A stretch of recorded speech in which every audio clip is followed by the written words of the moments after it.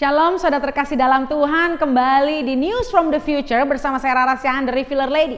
Hari ini kita akan mendengarkan prophetic breaking news dari kejadian pergantian Perdana Menteri Israel, yaitu Bapak Benjamin Netanyahu menjadi Bapak Naftali Bennett.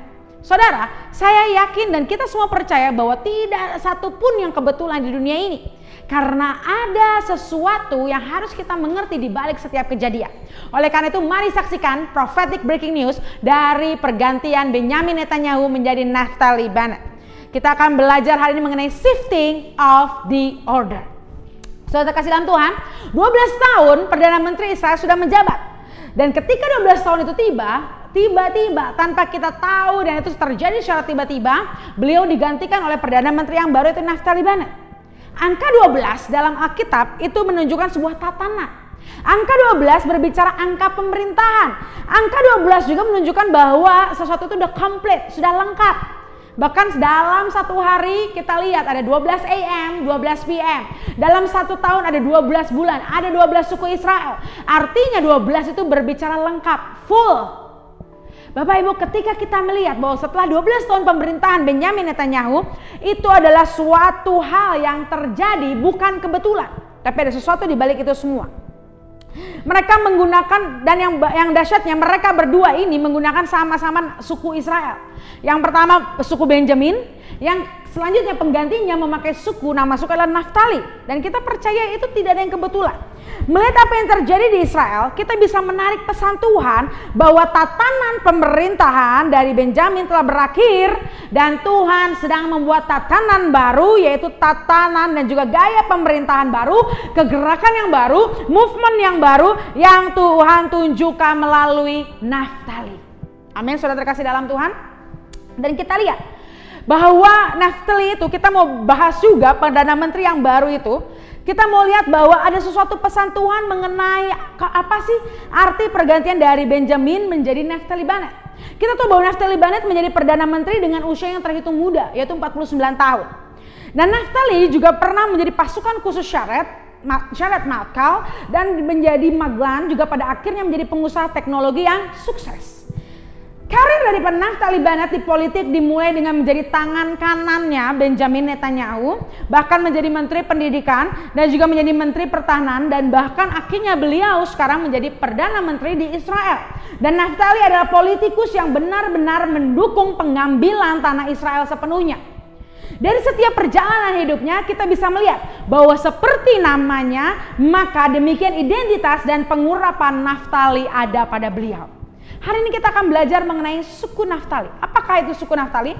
Saya undang saudara terkasih dalam Tuhan untuk kita membuka Alkitab kita. Kita baca firman Tuhan di Kejadian 49 ayat 21. Saya akan bacakan. Kejadian 49 ayat 21. Naftali adalah seperti rusa betina yang terlepas. Ia akan melahirkan anak-anak indah. Selanjutnya kita akan buka lagi di Ulangan 33. Saya undang kita semua buka ya Bapak Ibu. Ulangan 33 ayat 23. Tentang Naftali ia berkata, Naftali kenyang dengan perkenanan dan penuh dengan berkat Tuhan. Milikilah Tasik dan wilayah sebelah selatan. Saudara terkasih dalam Tuhan, ini berbicara tentang suku Naftali. Tapi sebelumnya kita harus tahu bahwa ketika ada pesan Tuhan, ketika Tuhan mengangkat pemimpin-pemimpin daripada Tuhan, kita harus tahu di balik ini ada iblis, yaitu imitator. Artinya dia sering mengimitasi kegerakan Tuhan. Iblis bukan pencipta. Iblis selalu mengimitasi apa yang Tuhan lakukan. Iblis senangnya menduplikasi. Musuh Israel, yang saat ini musuh Israel adalah negara Iran, dia juga punya presiden yang baru yang bernama Ebrahim Raisi. Baru ada pergantian presiden juga, saudara terkasih dalam Tuhan. Ebrahim Raisi dianggap sebagai ekstremis yang sangat membenci Israel dan Amerika. Kita lihat Bapak Ibu, iblis membuat imitasi. Dia dipanggil sebagai tukang jagal oleh negara barat karena di tahun 1980-an dia membunuh tahanan politik dengan cara yang brutal. Bahkan dia juga membunuh wanita-wanita hamil. Bapak Ibu bisa lihat garisnya. Kita lihat pesan profetiknya, ketika bangsa pilihan Tuhan ada pergantian pemimpin, musuh daripada bangsa pilihan Tuhan pun mengalami pergantian pemimpin. Kita lihat apa sih makna di balik itu semua. Kita harus mengerti, kita harus paham bahwa ada shifting, Ada pergerakan, ada pergantian di alam roh, ada pergerakan tatanan yang kita harus dalami, yang kita harus mengerti. Kita melihat bahwa Tuhan menginisiasi sebuah tatanan baru, di mana surga sudah mendeklarasikan bahwa tatanan yang lama telah sampai pada kelengkapannya dan tatanan baru akan dimulai. Ada amin, saudara terkasih dalam Tuhan. Setan mencoba mengimitasi apa yang Tuhan inisiasi. Setan juga mencoba untuk membangkitkan musuh-musuh umat Tuhan dan membuat strategi serta tatanan yang baru. Karena itu, hari ini, saat inilah gereja Tuhan harus bangkit dan memeluk angin perubahan, sehingga kita akan memasuki the government of Natali. Kita memasuki namanya pemerintahannya Tuhan. Kita hanya menerima agenda dan rencana Tuhan yang jadi atas hidup kita. Ada amin, saudara terkasih dalam Tuhan. Yang seperti tadi saya katakan, kita hari ini akan belajar tentang Naftali. Seperti firman Tuhan tadi kita sudah baca. Apa itu Naftali? Siapa itu Naftali? Naftali adalah putra ke-6 dari Yakub, yang namanya berarti struggle or wrestle. Artinya ini suku yang bergulat, suku yang berjuang, suku yang tidak pernah menyerah. Dia terus bergulat, dia terus bergulat. Artinya di hari-hari ini kita harus menjadi pejuang-pejuang yang tidak pernah berhenti berjuang, yang tidak pernah menyerah akan keadaan. Amin, saudara terkasih dalam Tuhan. Naftali adalah suku yang mulutnya penuh dengan kata-kata yang baik, sehingga suku ini penuh dengan kemurahan Tuhan. Mereka memperhatikan mulut mereka dan tidak banyak bicara. Di masa-masa ini kita harus melihat, memandang pada suku Naftali. Artinya jaga mulut kita. Kalau tidak penting, kalau tidak berguna, apalagi itu nyinyir, apalagi itu gosip, apalagi itu bertentangan firman Tuhan, tutup mulut kita. Amin. Pergunakan mulut kita hanya untuk hal yang penting, hanya untuk firman Tuhan, hanya untuk mengatakan kata-kata yang membangun, kata-kata yang menguatkan sesama kita. Amin. Saudara kasih dalam Tuhan. Naftali adalah penjaga garda belakang. Artinya ketika suku itu berjalan dalam perjalanan mereka atau dalam medan perperangan, di depan adalah suku pemimpin mereka, tapi yang paling belakang itu adalah Naftali. Mereka memperhatikan setiap anggota, setiap pasukan agar tidak ada yang tertinggal. Artinya Naftali adalah pemimpin yang sangat peduli dengan pasukannya. Dia tidak cari aman sendiri, dia tidak egois, tapi dia memperhatikan keselamatan banyak orang. Sehingga biar kita gereja Tuhan memiliki sikap seperti ini. Amin. Jangan kita hanya mau selamat sendiri, jangan kita hanya mau berkat buat diri sendiri. Kita harus memperhatikan pasukan kita, kita memperhatikan anak-anak rohani, memperhatikan jemaat di sekeliling kita. Amin, saudara.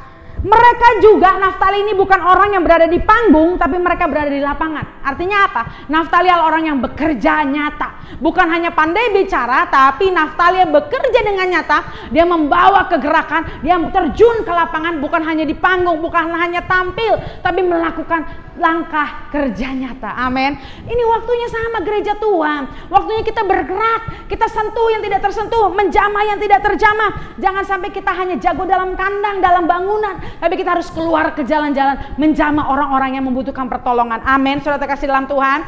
Bahkan di zaman peperangan Gideon, suku Naftali berdasarkan sejarah merupakanlah first responder. Artinya orang yang pertama merespon bahwa mereka tidak takut dan mereka mau masuk dalam medan pertempuran. Hari-hari ini ketika Tuhan bilang, ayo pasukan bangkit, ini waktunya mempersiapkan pasukan. Kita harus punya urapan Naftali yang berkata, yes Lord, I'm ready. Ya Tuhan, aku siap dan aku siap menjalankan perintah Tuhan. Amin. Naftali juga berbicara rusa betina. Dia sangat cepat untuk menyampaikan kabar baik. Rusa dia selalu mencari sumber air, sungai. Dan itu bukan dirinya sendiri yang dia minum sampai habis, sampai rakus. No. Dia bawa air itu, dia bawa ke kelompoknya. Dia juga kasih tahu, teman-teman, saudara-saudara, di situ ada air loh. Di situ ada yang membawa kesegaran loh. Artinya gini, ketika kita dapat revelation, kita dapat firman Tuhan, ayo sampaikan itu. Saya suka ketika orang-orang memakai media sosial untuk membagikan pesan Tuhan. Saya suka, sangat diberkati ketika banyak orang menjadi berkat melalui Instagram, Facebook, bahkan TikTok. Apapun mereka bisa lakukan, kita bisa lakukan untuk membawa kabar baik kepada sesama kita. Amin, saudara terkasih dalam Tuhan. Naftali juga bukan seseorang penyanyi yang baik, tapi dia peniup shofar yang terbaik. Dia mungkin tidak mahir dalam nada-nada indah, tapi dia mahir untuk memanggil para penyembah. Naftali adalah peniup shofar yang luar biasa. Artinya hari-hari ini ayo tiup shofar kita. Ayo bangunkan setiap pemuji penyembah. Orang-orang yang sedang tertidur, orang yang sedang letih, orang yang sedang lemah untuk menyembah, kita bangunkan dengan suara shofar kita, dengan suara iman kita, dengan suara deklarasi kita, sehingga banyak pujian penyembahan yang naik ke altarnya Tuhan. Haleluya. Dan selanjutnya di zaman pembangunan bait Allah, suku Naftali adalah suku tukang perunggu, di mana dia membuat perkakas-perkakas yang sulit, dia membuat perkakas-perkakas dengan kecanggihan yang luar biasa. Artinya suku ini adalah innovative, new innovative and creative flow. Artinya di musim ini kita udah nggak bisa lagi pakai cara-cara jadul, zaman dulu, zaman baheula. Kita harus punya inovasi yang baru. Kita harus minta kreativitas daripada Tuhan. Ketika kita menginjil, ketika kita melakukan apapun, kita harus minta inovasi daripada Tuhan. Amin, saudara. Amin, saudara terkasih dalam Tuhan.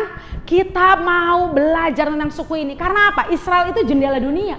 Apa yang terjadi di Israel itu pasti dampaknya ke bangsa-bangsa, ke setiap anak-anak Tuhan dimanapun kita berada.